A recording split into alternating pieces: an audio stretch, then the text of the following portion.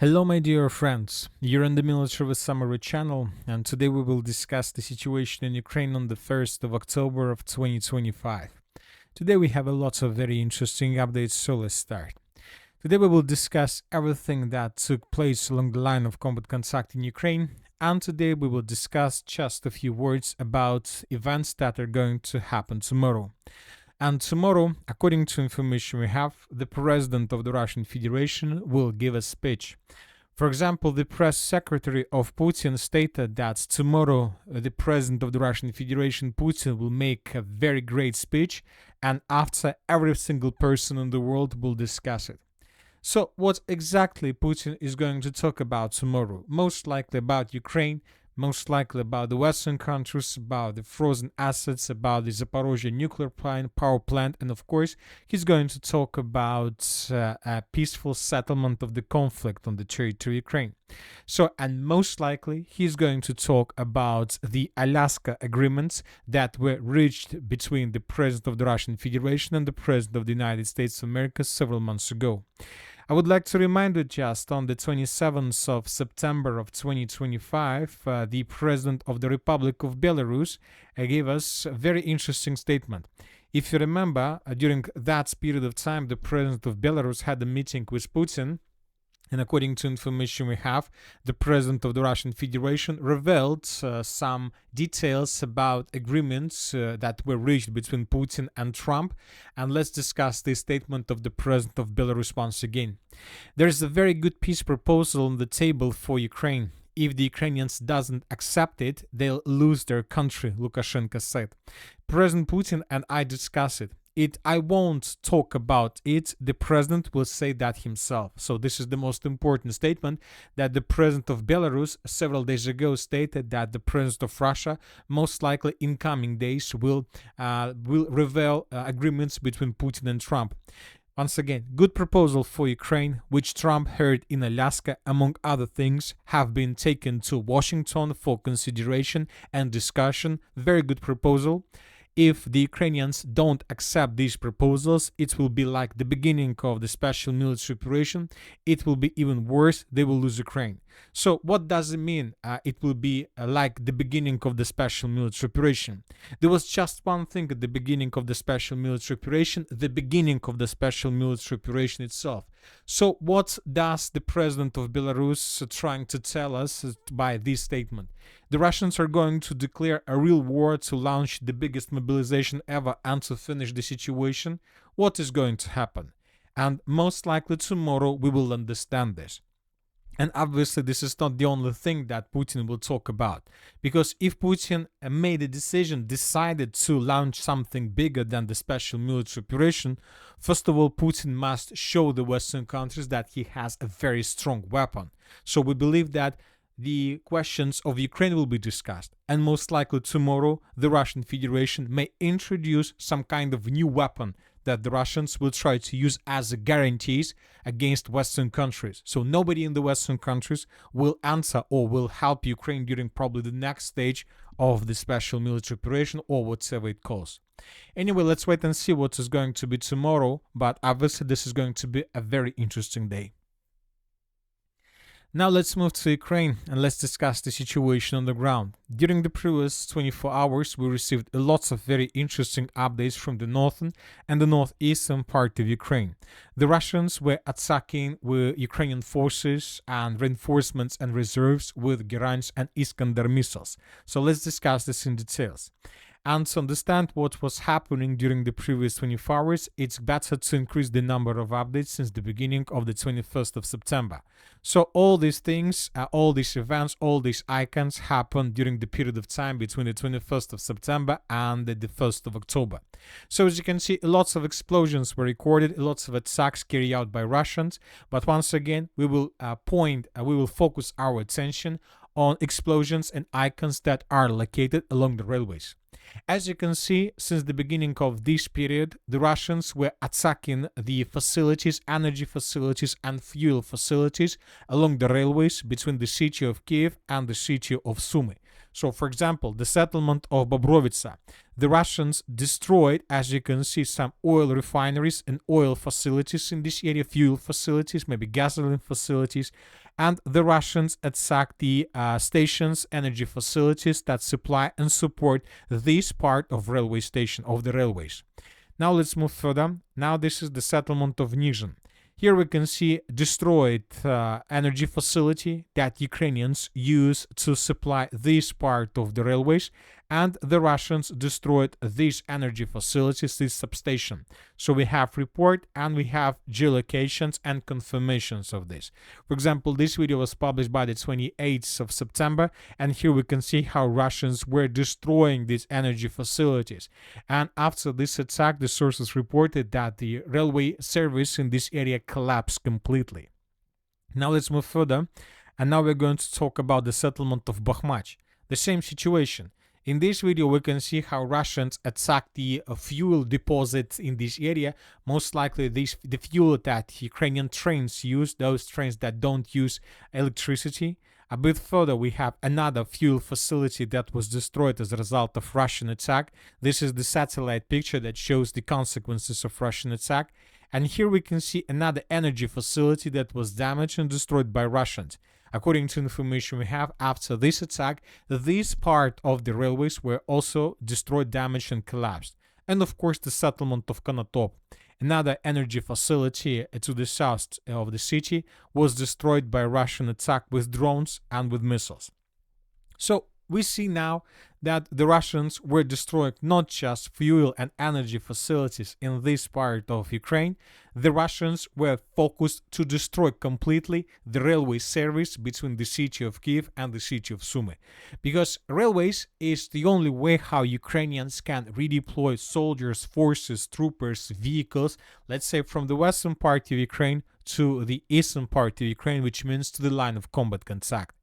And most likely the Russians knew that Ukrainians were going to redeploy additional reinforcements to the east, so that is why they began destroying these facilities, let's say, a long time ago. And today, the Minister of Defense of the Russian Federation published this video. And here we can see how Ukrainians were transferring very huge reinforcement from the western part of Ukraine in the eastern direction.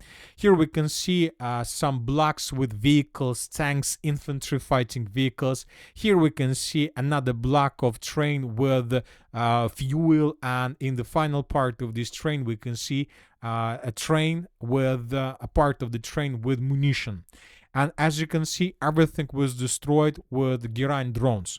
So the Ukrainians are saying that currently Russians installed night vision equipment to the Geran drones, and this currently allows the Russians to destroy Ukrainian vehicles, Ukrainian facilities, let's say online. They don't need to, let's say, set targets to attacks. They can change the routes of attacks online, which makes these drones a very powerful weapon, very powerful tool in Russia's hands. And this is the situation. So Ukrainians were trying to redeploy forces. The question is why the Ukrainians were trying to deploy so many forces, so many tanks, fuels, ammunition in the eastern part of Ukraine. Maybe Ukraine is planning for another adventure. Maybe they're planning to launch another offensive operation, or they were planning, because most likely their plans failed with this attack. Another important video we got from the Chernigov region. And here we can see a launching place where Ukrainians were launching drones deep inside of the territory of the Russian Federation. Drones that were attacking Russian oil refineries all over the entire territory of Russia. And when the Russians discovered this huge concentration of trucks, there are dozens of trucks, as you can see, the Russians attacked this territory with missiles and with drones. Then Ukrainians began evacuation of their equipment through the neighboring village, but the Russians attacked the village as well. So the Russians reported that during these attacks, during this special military operation, the Ukrainians suffered huge losses, and most likely Ukrainian plans were probably destroyed without any chances to complete them. Now let's move further and let's discuss the situation in the Zaporizhzhia direction. Let's talk about the situation along the line of combat contact. The armed forces of the Russian Federation once again managed to improve their positions significantly in the Zaporizhzhia direction. And as you can see, we have huge changes on the ground. For example, this is the situation by the end of the 30th of September of 2025, and this is the situation by the end of the 1st of October. The Russians managed to take under control another village in this area, the village of Verbova. This morning, this information first was confirmed by several pro-Russian resources. Later, this information was confirmed by the Minister of Defense of the Russian Federation. They stated that the group of forces East captured the settlement, and later we got a video proof. Here we can see how Russians were fighting for the settlement, how Russians first were bombing the settlement with aviation bombs, then how Russians were attacking the settlement with artillery and with multiple launch rocket systems. Then Russians began clearing this area with drones, and then the Russians launched infantry. And as a result of clashes, the settlement of Verbova was captured by Russians completely, and Russians raised 3 flags in the central and in the southeastern part of the settlement. So these 3 flags shows exactly the places where Russians raised their flags. So based on this video, we have adjusted the map and we have colored all these territories in Russian favor. So Russians are getting closer and closer to the next village in this area, the settlement by the name of Vishneva. And this settlement is the primary target for the Russians, for the 36th Army. If Russians can capture the settlement, they will be able to block Ukrainians in the area of Pokrovsk, and Ukrainians will lose their possibilities to send additional forces, reinforcements, and reserves in the direction of Gulay-Polya, and Ukrainians will lose their possibilities to send troops in the direction of Uspenovka and Poltavka fortified areas. Ukrainians will be able to send troops, but they will be forced to change their logistic routes, and the logistic is going to become much bigger in comparison with the current situation. So this is exactly what the Russians are trying to get. Meanwhile, the 5th Army of the Armored Forces of the Russian Federation continued their offensive operation, and today we got the first video that confirms that the Armored Forces of the Russian Federation managed to answer the Poltavka fortified area. And currently, the clashes are taking place exactly in the territory of the settlement.